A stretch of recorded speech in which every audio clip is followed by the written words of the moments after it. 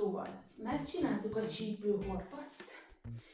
Volt ugye a lábszár mellett a hátsó, a vádli, a comb kívül belül oldalt.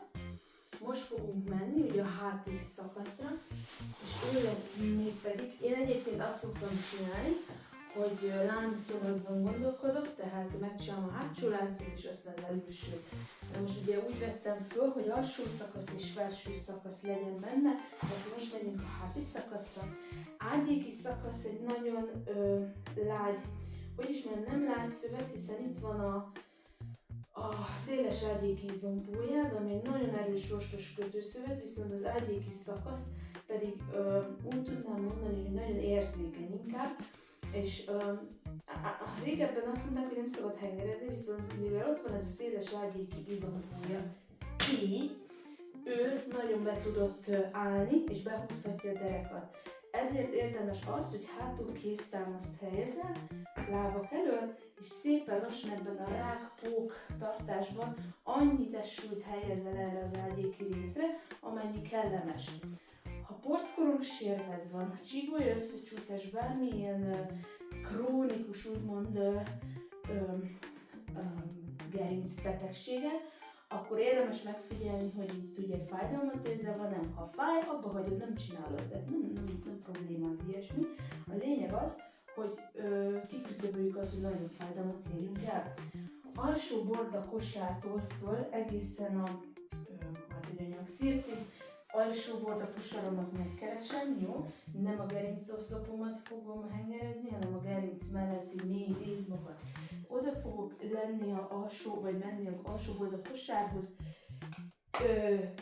tenyereket rárakom a vára, és szépen hengerezem. Kicsit jobbra tennálok, hiszen nem a gerincet próbálom hengerezni, a gerinc melletti mély izmokat hengerezem, jó?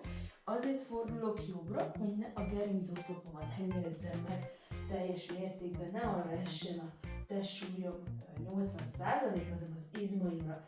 És mi fontos még itt, hogy a lapocka között van a rombuszizom. A rombuszizom is azért felel, hogy kihúzza a vállakat a lapocka által, tehát őt is próbálom elérni, ő szokott lenni ilyen göröngyös, ilyen nagyon ez a recseg, ropog, stb. Struktúra, azért próbálom őt is ugye ott elérni. Ezt még úgy meg tudod tenni, hogy csak ráfókuszálok, tehát fogom a bal vállamat, figyeljetek, mert ezt sokan így nem tudják első körbe így értelmezni, tehát megfogom a vállam, ezáltal a bal vállamat fogtam meg, de a jobb lapockám nyitottam ki ezáltal, tehát jobbra fogok fordulni, és megpróbálom ezt a rombuszizmot megkeresni, és akkor ő kap egy koncentrált, úgymond nyomást.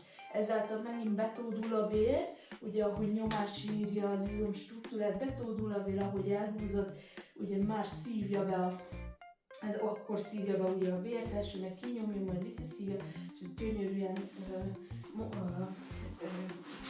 távozik ugye a salakanyagonnal.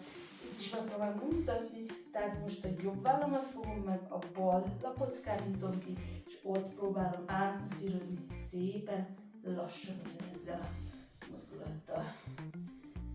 Jó, tehát meg volt ugye a rombuszizom, meg volt ugye a gerinc melletti mély izmok, a háti szakasz, és most is tartok egy rövid szünetet, és folytatjuk tovább, maradjatok velem!